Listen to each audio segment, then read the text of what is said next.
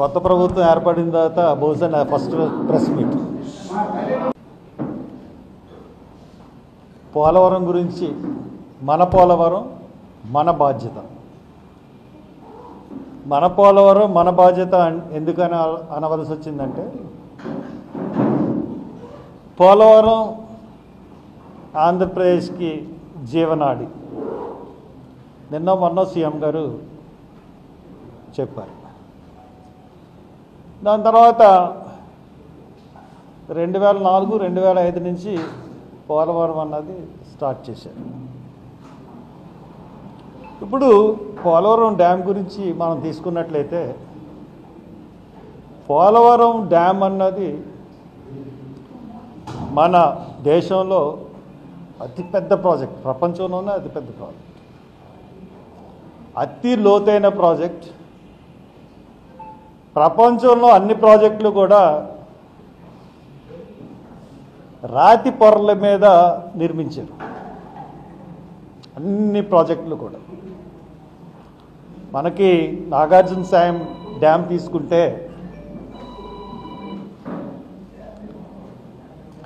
మనకి నాగార్జున సాగర్ డ్యామ్ తీసుకున్నట్లయితే మనకి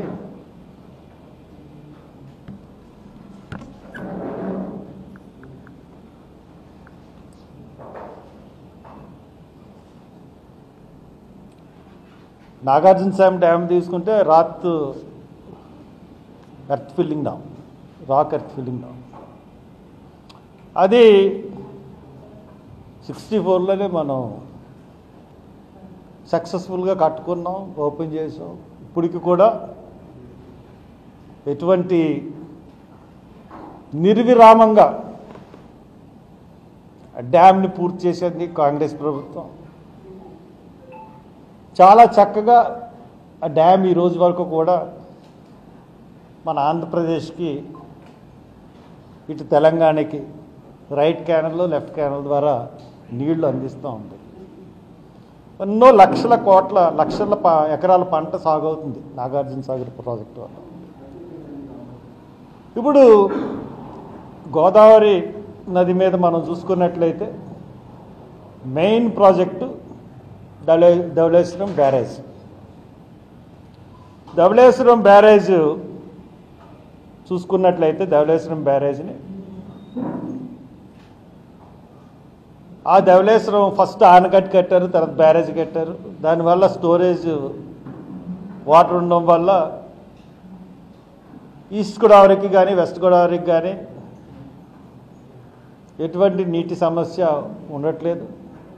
అలాగే కాలువ తవ్వి విశాఖపట్నానికి నీళ్లు అందిస్తున్నాం. పైన నుంచి మెడ్రాస్కి తెలుగు గంగ ద్వారా నీళ్లు అందిస్తున్నాం. ఈ ప్రాజెక్టులు అన్నీ ఉన్నా కానీ పోలవరం ప్రాజెక్టు నిర్మాణం చేపట్టారు. ఇది 1997 తర్వాత మన కడియం ఎమ్మెల్యే వడ్డీ వీరభద్రరావు గారు బింది నీళ్లు పట్టుకుని సైకిల్ తొక్కుంటే వెళ్ళి పివి నరసింహరావు గారికి అందజేశారు. ఇక్కడ పోలవరం డ్యామ్ కట్టండి, ప్రాజెక్ట్ కట్టండి. అయినా కానీ కేంద్రం పెద్దగా స్పందించలేదు. దాని తర్వాత రాజశేఖర రెడ్డి గారు వచ్చిన తర్వాత 2004లో ఈ ప్రాజెక్టుకి అంకురార్పణ అనేది జరిగింది. 2004-05లో ఆయన ఈ ప్రాజెక్ట్ని ఏ రకంగా స్టార్ట్ చేశాడంటే మొబిలైజేషన్ అడ్వాన్సెస్. ఇప్పుడు దాకా కాంట్రాక్టర్లకి ముందే డబ్బులు ఇచ్చి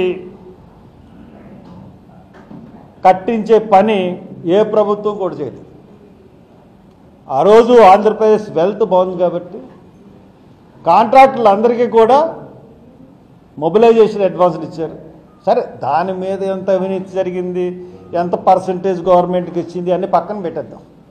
గవర్నమెంట్లు అవినీతి గురించి పక్కన పెడతాం. మొత్తం మీద కాలువలు తవ్వడం పూర్తయింది.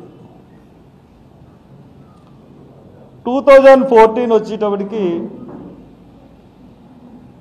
మనకి రాష్ట్రం విడిపోవడం, అంతకుముందు వరకు కాలువల పనులు సాగడం, దాని తర్వాత కొన్ని నిర్మాణ సంస్థలకు ఇవ్వడం, ఇవన్నీ జరిగిన తర్వాత ఈ ప్రాజెక్టు నేను చెప్తున్నది ఇసుక పొరల మీద కట్టిన ప్రాజెక్టు కాబట్టి మనకి ఇప్పుడు దాకా వేగం 1986లో 36 లక్షల క్యూసెక్స్ వచ్చింది. దానికి మించిన కెపాసిటీతో స్పిల్వే కట్టాలంటే ఇప్పుడు 50 లక్షల క్యూసెక్ల నీరు తెచ్చుకునేలాగా వచ్చినా తట్టుకునేలాగా స్పిల్వే నిర్మాణం చేశారు. మంచిది. ఇప్పుడు చాలామంది సైన్స్ సివి రావు గారు కానీ వీళ్ళందరూ కూడా చాలా కష్టతరమైన ప్రాజెక్టు ఇక్కడ పోలవరం నిర్మించడం అన్నది నిపుణులు చెప్పారు. హనుమంతరావు గారు, శివాజీరావు గారు అయితే పర్యావరణం గురించి చెప్పారు. తర్వాత ప్రాజెక్ట్ కన్నా డ్యామ్ కన్నా ఇంకా ఎగువ ప్రాంతంలో ఇంకొక బ్యారేజ్ కడితే మంచిదని కూడా చెప్పారు.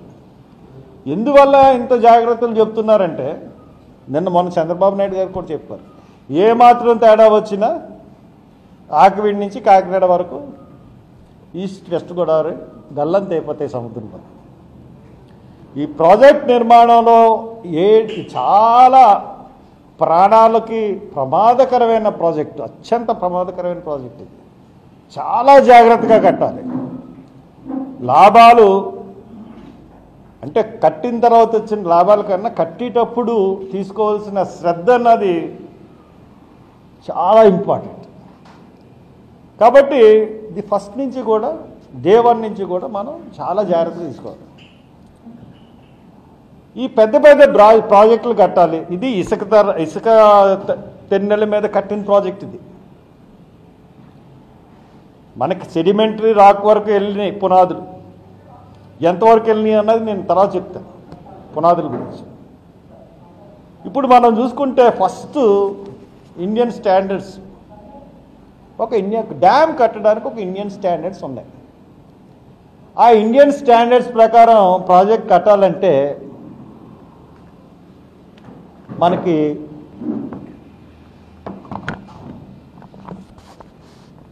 Diaphragm wall, double diaphragm wall కట్టాలి. ది ఫస్ట్ రికమెండేషన్ అది. నిపుణుల కమిటీ కానీ ఏమి ఇచ్చినా కానీ ఫస్ట్ రికమెండేషన్ అది.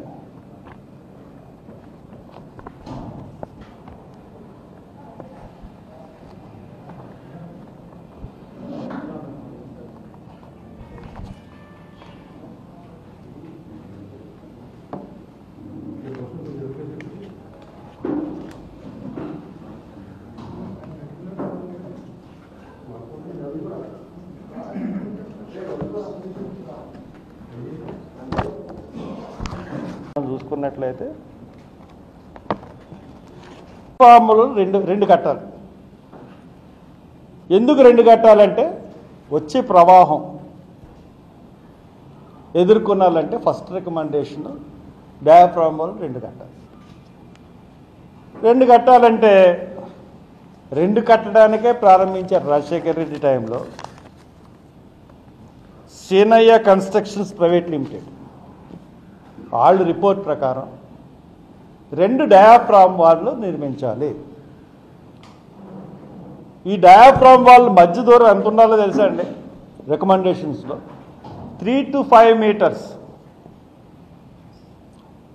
అటేపు ఒక డయాఫ్రామ్ వాల్, ఇటేపు ఒక డయాఫ్రామ్ వాల్. అప్పుడు ఏమవుతుందంటే ఎంత భారీ నీరు వచ్చినా కానీ, ఎంత భారీ ప్రవాహం వచ్చినా కానీ తట్టుకుంటాయి. అది ఫస్ట్ రికమెండేషన్స్. దాని తర్వాత ఆ డయాఫ్రామ్ వాల్ని మన ఇంజనీర్లు, ది గ్రేట్ ఆంధ్రప్రదేశ్లో ఉన్న ఇంజనీర్ అంటే ఉమ్మడి ఆంధ్రప్రదేశ్లో ఉన్న ది గ్రేట్ ఇంజనీర్లు సీతాపతిరావు గారు మొదలుకొని చాలామంది 2 డయాఫ్రామ్ల వాళ్ళు అవసరం లేదు, ఒక డయాఫ్రామ్ వాళ్ళు చాలు. దీనివల్ల ఖర్చు తగ్గుతుంది. ఖర్చు తగ్గడం ముఖ్యమా లేకపోతే భద్రత ముఖ్యమా? 45 లక్షల ప్రాణాలు ఇటువైపు, నీకు ఖర్చు తగ్గించుకోవడం ఉపయోగం. ఈ రోజున ఏమైంది? డయాఫ్రామ్ వాళ్ళు కొట్టుకుపోయింది. నీకు ఫస్ట్ నుంచే 2 డయాఫ్రామ్ వాళ్ళు కట్టుకున్నట్లయితే మనకి ఈ ప్రమాదం అన్నది వచ్చే పరిస్థితి లేదు. అంత ప్రవాహం వచ్చినా కానీ ఆగేస్తుంది. ఇప్పుడు మనం మొన్న చంద్రబాబు నాయుడు గారు మనం చూసుకున్నట్లయితే మొన్న ఒక ఏం చేశారంటే ఆయన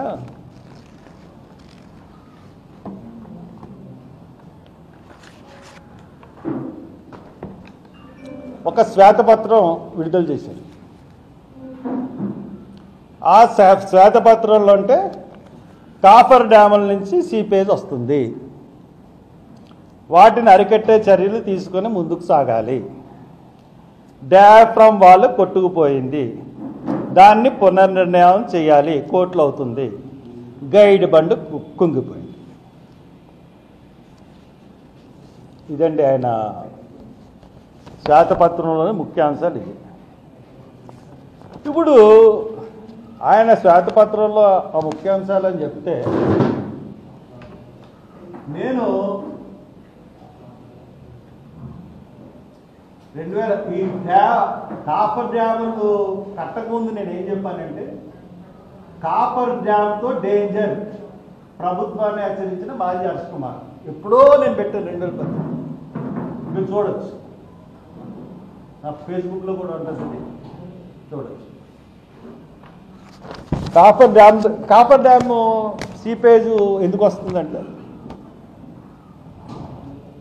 నిలుపులు మన ఎవరెవరు దీన్ని పర్యవేక్షణలో జరిగినాయి అంటే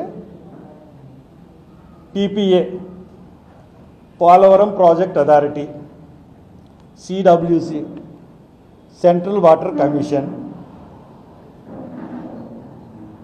తర్వాత CSMRS, central soil material research station, 4 GSI, geological survey of India, NHPC, national hydro power corporation, CWPRS, central water power research station, DDRP, dam design revenue panel, IIT, Indian institute of technology, తర్వాత expert committee. వీళ్ళందరూ పర్యవేక్షణలో జరిగినాయి, మామూలు పర్యవేక్షణలో జరగలే. ఇంతమంది పర్యవేక్షణలో జరిగిన తర్వాత ఈ రోజున ఈ పోలవరం మీద సరిగ్గా కట్టలేదు అని విదేశీ నిపుణుల్ని తీసుకురావాల్సిన అవసరం అంటే కట్టడంలో లోపమా, కట్టించడంలో లోపమా, కాంట్రాక్టర్లు విఫలమా, ప్రభుత్వాలు విఫలమా? మనం చూసుకున్నట్లయితే ఖచ్చితంగా ప్రభుత్వం విఫలం కనపడుతుంది, ఇంజనీర్ల విప్లవాలు కనపడుతున్నాయి.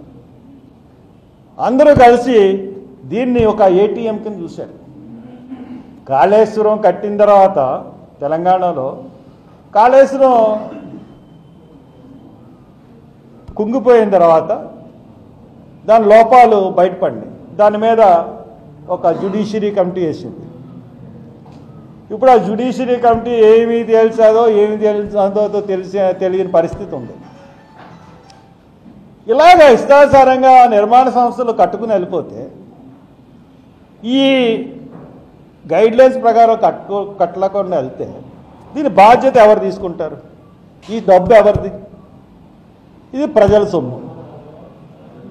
కాబట్టి ఈ యొక్క ఎవరైతే నిర్మాణ సంస్థలు ఎవరైతే ఉన్నాయో ఎల్ఎన్టీ కానీ, లేకపోతే నవయుగ కానీ, లేదంటే మెగా కృష్ణారెడ్డి కంపెనీ కానీ, వీళ్ళందరూ కూడా దీంట్లో బాధ్యులు ఉంటారు. వీళ్ళ మీద మనం డెఫినెట్గా చర్యలు తీసుకోవాలి. రాష్ట్ర ప్రభుత్వం ఇవన్నీ కుంగిపోయినాయి కాబట్టి డబ్బులు తీసుకొచ్చి మళ్ళీ కట్టేయడం అంటే కాదు. ఎందువల్ల ఈ లోపాలు జరిగినాయి, ఎందువల్ల కట్టడం జరిగింది అన్నది మనం ఖచ్చితంగా చెప్పాలి. కాఫర్ డ్యాముల నుంచి సీపేజ్ వస్తుంది. నేను చెప్పిన విషయం ఏంటంటే డ్యామ్ కాపర్ డ్యామ్ నుంచి 45 కిలోమీటర్ల అవతల కైడల్ అని చెప్పి ఒక ప్లేస్ ఉంది. అక్కడి నుంచి గోదావరి సుడులు తిరుగుతూ వస్తుంది. ఆ సుడులు తిరగడం మూలంగానే మనకి కచ్చలూరు బోటు ప్రమాదం జరిగింది. ఆ కచ్చలూరు బోటు ప్రమాదం ఎందుకు జరిగిందంటే గోదావరి సుడు, మీరు అందరికీ గుర్తే ఉండి ఉంటుంది. సుడులు తిరగడం వల్ల గోదావరిలో బోటు మొలక అక్కడ వాళ్ళు ఆఫ్ చేయలేనంత పరిస్థితి. అంటే ఆ సుడులు ఎంతవరకు వెళ్తున్నాయంటే భూ పొరలను ఛేదించుకొని ఇంకా కిందకి వెళ్ళిపోతున్నాయి. ఏదైతే బాటమ్ ఉంటుందో, బెడ్ ఉంటుందో, రివర్ బెడ్ ఉంటుందో, రివర్ బెడ్ కింద నుంచి కూడా సీపేజ్ వెళ్ళిపోతుంది. ఈవేళ కాపర్ డ్యామ్లోంచి సీపేజ్ వస్తుందంటే దానికి కారణం అది. దాన్ని ఖచ్చితంగా దానికి ఏం చేస్తే బాగుంటుందన్నది ఆలోచించి కట్టాలి తప్పితే దాన్ని కట్టకుండా వరల్డ్ రికార్డులు లేకపోతే గిన్నీస్ బుక్ ఆఫ్ రికార్డుల గురించి కట్టేశారు. అది కరెక్ట్ కాదు. ఇప్పుడు డయాఫ్రామ్ వాళ్ళు కొట్టుకుపోయింది. ఎందువల్ల కొట్టుకుపోయింది? ఎంత నష్టం? తప్పు కదా. డయాఫ్రామ్ వాళ్ళు కొట్టుకుపోయిందంటే డయాఫ్రామ్ వాళ్ళు నువ్వు ఫస్ట్ నుంచి మొదలుపెట్టిందే తప్పు. 2 కట్టడాలు ఉన్నదాన్ని 2 డయాఫ్రామ్లు కట్టాలు ఉన్నాయని మనకు చెప్తున్నాయి. ఫస్ట్ ఇంజనీరింగ్ సంస్థ అదేవిధంగా రిపోర్ట్ ఇచ్చింది. ఆ రిపోర్ట్ కూడా నా దగ్గర ఉంది. నేను చెప్పిన ప్రతి మాటకి నా దగ్గర రికార్డు ఉంది. మీరు వచ్చి 1 గంట రూమ్లో కూర్చుంటే ఈ రికార్డులన్నీ వెరిఫై చేస్తాను. ప్రెస్లోకి అన్నీ నేను చూపించలేను కాబట్టి. కాదండి, సీనయ్య కన్స్ట్రక్షన్స్ వాళ్ళు 2 డయాఫామ్లు కట్టాలని ఇచ్చారు 2 రిపోర్టు. దాని ప్రకారమే మొదలెట్టాలనుకున్నారు. 18లోనో 19లోనో డేట్ కనబట్టలేదు కానీ 18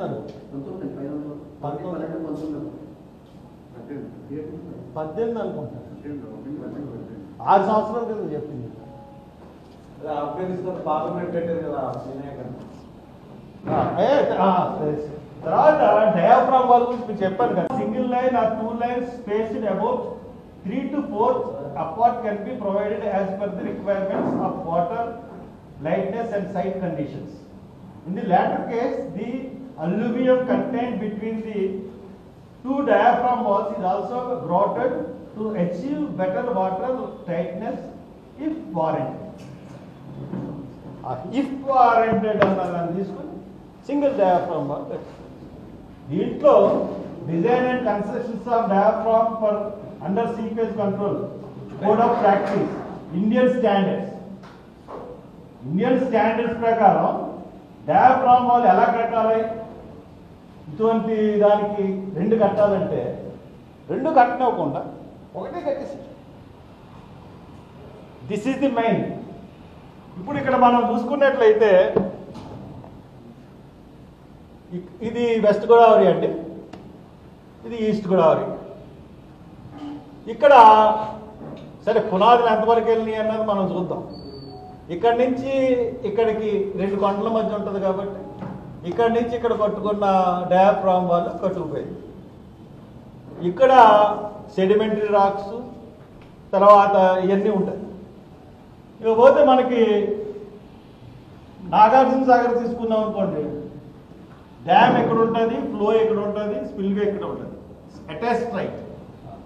కానీ డయాఫ్రామ్ వాల్ మీదకి వాటర్ ఒత్తిడి వచ్చి పడుతుందండి. ఇక్కడి నుంచి వచ్చిన తర్వాత అది ఇలా తిరిగి వచ్చి ఈ స్పిల్వే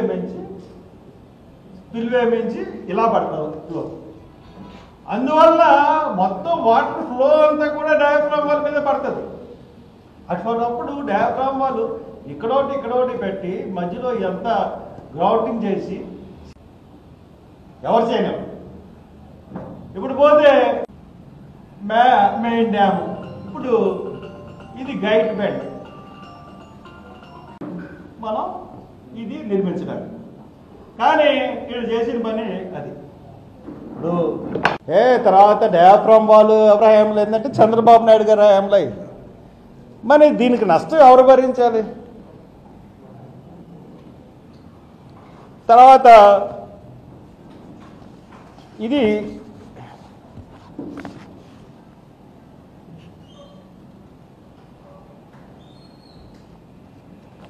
ఇంకోటి ఏంటంటే డయాఫ్రామ్లో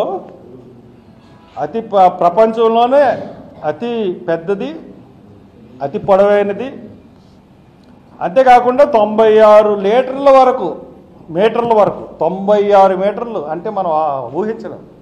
96 మీటర్ల వరకు ఇసుక పొరలు ఉంటాయి. అక్కడి నుంచి పునాది పనులు చేయాలి. నిర్మాణ ప్రాంతం అత్యంత క్లిష్టమైనది. ఇటువంటి ప్రదేశంలో నిర్మాణం ఏ విధంగా చేపట్టాలి అనే అంశం మీద నిపుణులు సూచించింది ఏంటంటే ఇండియన్ స్టాండర్డ్స్ 14344 కోడ్ ఆధారంగా వివరాలు తెలుసుకోవాలి. ఇండియన్ స్టాండర్డ్స్ 14314లో 344లో ఇది ఎలా కట్టాలన్న వివరాలన్నీ కూడా ఉన్నాయి. అన్నీ కూడా వీళ్ళు సరిగ్గా వీళ్ళు చేయలేదు. ఖచ్చితంగా దాని ప్రకారం ఏంటంటే 100% డయాఫ్రామ్ 2 వాల్స్ కట్టాలి, లేదంటే పోయేది మనందరం, ఇక్కడ ఎవ్వడం మిగలం. ఈరోజు కన్నా 2 డయాఫ్రామ్లో ఇప్పుడు ఎవరైతే నష్టం ఎంత అయిందో నిర్మాణ సంస్థలు బాధ్యత వహిస్తాయా, ప్రభుత్వాలు బాధ్యత వహిస్తాయా అన్న చూసుకుని ఇప్పుడు డెఫినెట్గా దీని మీద కోర్టుకెళ్ళి పిల్లేస్తానండి. ఇంత ఖర్చు బూడిదలో పోసిన పన్నీర్ అయింది. డయాఫ్రామ్ వాళ్ళకి ఇప్పుడు దాకా ఖర్చు ఎంత, కాఫర్ డ్యాములకి నిర్మాణానికి ఖర్చు పెట్టిన ఖర్చు ఎంత, లేదంటే గైడ్ బండికి 83,000 కేట్లు అది పోయింది. ఇవన్నీ అలాగున్నాయి. అంటే ఇప్పుడు దాకా ఖచ్చితంగా ఇంకోదాకా కట్టాలి.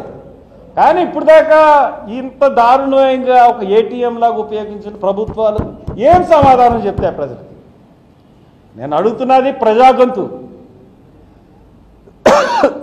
ప్రజల గొంతుతో అడుగుతున్నాను. నేను ఒక్కరిని విమర్శించట్లేదు, అందరినీ విమర్శిస్తున్నాను.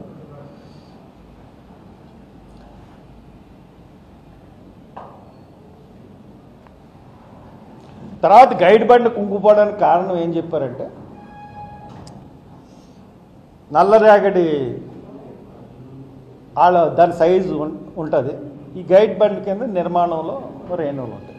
ఆ పెద్ద సైజు మెటీరియల్ అంతా చిన్న సైజులోకి వచ్చేసింది, దానివల్ల కుంగిపోయిందని చెప్తాను. దీన్ని ఒకసారి నేను ఎక్స్ప్లెయిన్ చేస్తాను.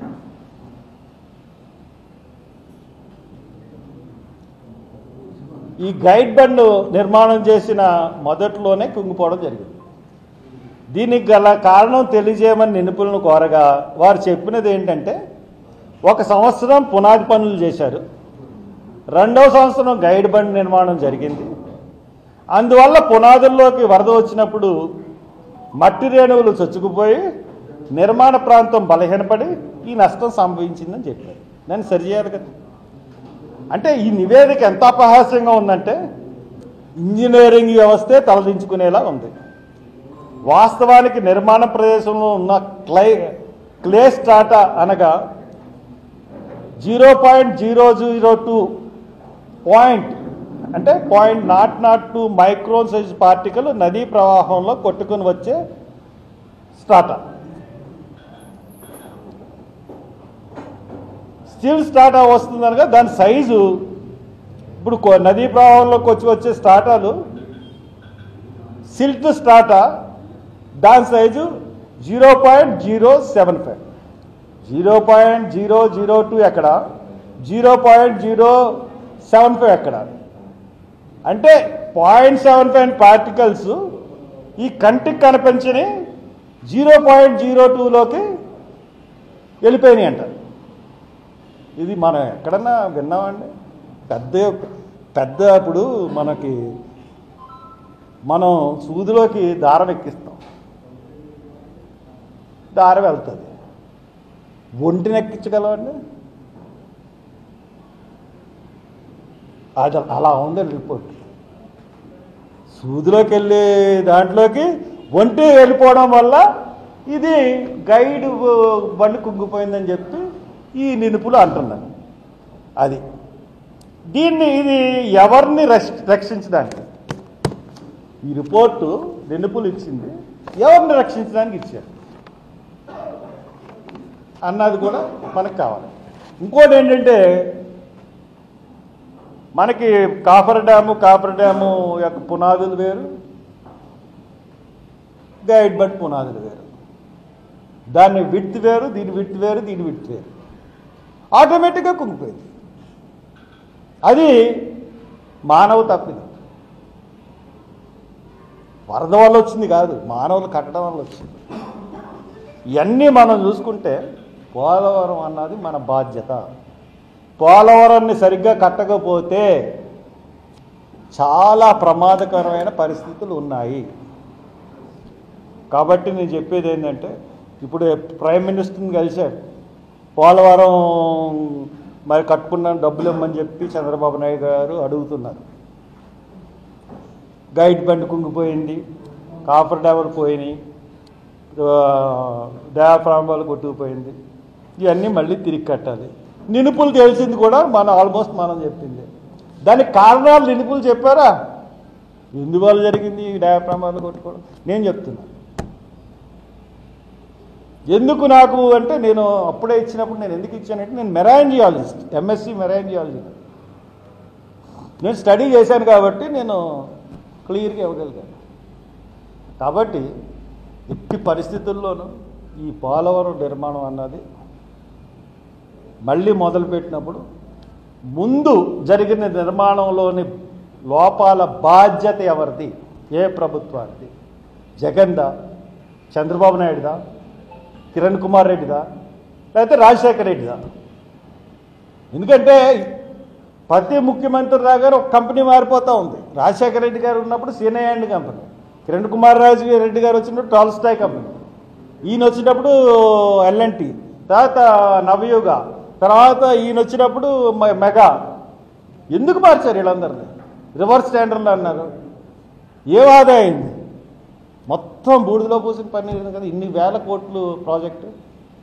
అన్నిటికన్నా ముఖ్యంగా మళ్ళీ పోలవరం మీరు ప్రాజెక్టు మొదలు పెట్టాలంటే ప్రభుత్వాన్ని నేను చెప్తున్నాను, ముందుగా నిర్వాసితులకి ఆర్ఆర్ ప్యాకేజ్ ప్రకటించి వాళ్ళకి ఇచ్చిన తర్వాతే ఈ పనులన్నీ మొదలు. నిర్వాసితులు భూమిని కోల్పోయిన నిర్వాసితులు ఖచ్చితంగా వాళ్ళకి ప్యాకేజ్ ఇచ్చిన తర్వాతే నిర్మాణ పనులన్నీ మొదలు పెట్టాలి. ఇది కోర్టు కూడా డైరెక్షన్ ఇవ్వాలి.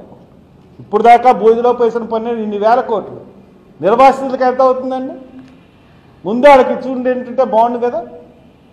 కాబట్టి నేను హైకోర్టులో పిల్లు కూడా వేస్తాను దీని మీద, ప్రభుత్వం స్పందించకపోతే. కాబట్టి ప్రభుత్వం స్పందించి దీని మీద ఏం యాక్షన్ తీసుకుంటుంది నా ప్రెస్ మీట్ మీద నా చూసి దాన్ని బట్టి నేను ముందుకు వెళ్తాను చెప్తూ సెలవు తీసుకుంటాను.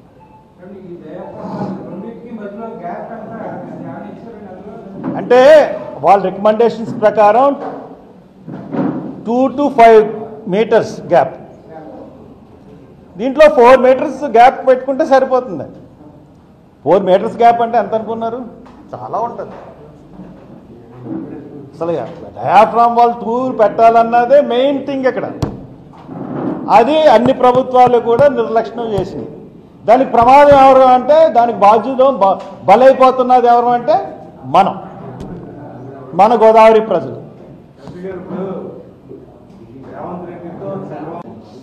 డిసైడ్ అయిపోయిన మండలాల గురించి తెలంగాణ నాయకులు మాట్లాడడం అన్నది సబబు కాదు. ఇప్పుడు అలాగనుకుంటే మళ్ళీ క్యాపిటల్ మాకు కామన్ క్యాపిటల్ హైదరాబాదే చేయండి, హైదరాబాదు మళ్ళీ మాకు కేంద్రపాలిత ప్రాంతం చేయండి అని మనం డిమాండ్ పెట్టచ్చు. విభజన వరకు అయిపోయింది. ఒకప్పుడు భద్రాచలం ఆంధ్ర ప్రాంతంలో, మనకి ఈ తెలంగాణ ప్రాంతం వచ్చి కలిసినప్పుడు భద్రాచలం అన్నది ఆంధ్ర ప్రాంతంలో ఉంది. తెలంగాణ కలిసినప్పుడు ఇప్పుడు మాది అనే క్లెయిమ్ చేసే హక్కు తెలంగాణకు లేదు అసలు. భద్రాచలం కూడా ఇప్పుడు యాక్చువల్గా మనకు అన్యాయం జరిగింది. పోన్లే ఒక దేవుడు వాళ్ళకి ఒక దేవుడు మనకు తీసుకుందామని చెప్పి తిరుపతి మనం తీసుకుని భద్రాచలం వాళ్ళకి ఇచ్చాం, దేవుడు లేడని. అది దృష్టిలో పెట్టుకోవాలి. లేకపోతే లేనిపోయిన ఈ మండలాలు, ఈ ప్రాజెక్టు ఖర్చు, అవి ఇంపార్టెంట్ మండలాలు, వాళ్ళకు కూడా ఇమీడియట్గా పునరావాస ప్యాకేజ్ ఇమీడియట్గా ఇచ్చేయాలి. ఇచ్చేసిన తర్వాత మొదలు పెట్టాలి. చూద్దాం వాళ్ళ చర్చలు ఏం జరుపుతారు, ఏమో బయటకు వస్తాయి. ఒకప్పుడు ఇద్దరు కూడా ఒక పార్టీలో ఉన్నవాళ్ళు, మరి వాళ్ళు ఏం మాట్లాడుకుంటారు, ఏం బయటకు వస్తాయి చూసిన తర్వాత మనం స్పందిస్తే బాగుంటుంది. గట్టిగానే